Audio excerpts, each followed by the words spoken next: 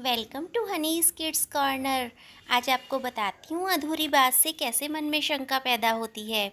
बहुत समय पहले एक सज्जन का नियम था, प्रतिदिन 3 साधुओं को भोजन कराने के बाद ही भोजन करते थे।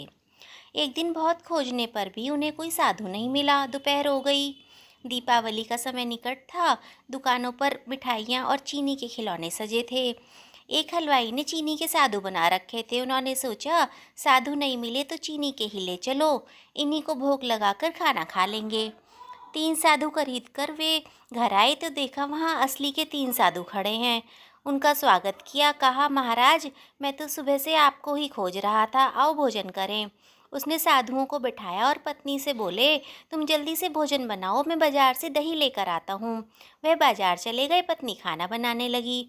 इतने में उनका पुत्र भीतर आया। उसने थैले में पड़े हुए चीनी के साधु देखे तो बोला, माँ, एक साधु तो मैं खाऊंगा। साधुओं ने सुनी तो घबरा गए।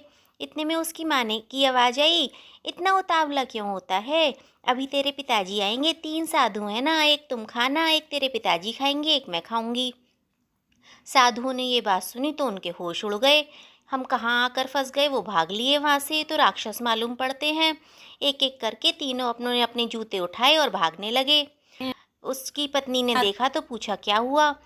वो सज्जन से बोली, मुझे पता नहीं कहाँ भागे जा रहे हैं। साधुओं के पीछे भागता हुआ गया वह आदमी और बोला, महाराज, कहाँ भागे जाते हो, हम तो सुबह से भूखे हैं। साधुओं ने कहा, आज तो ये दुष्ट हमें खाकर ही अपनी भूख मिटाएंगे।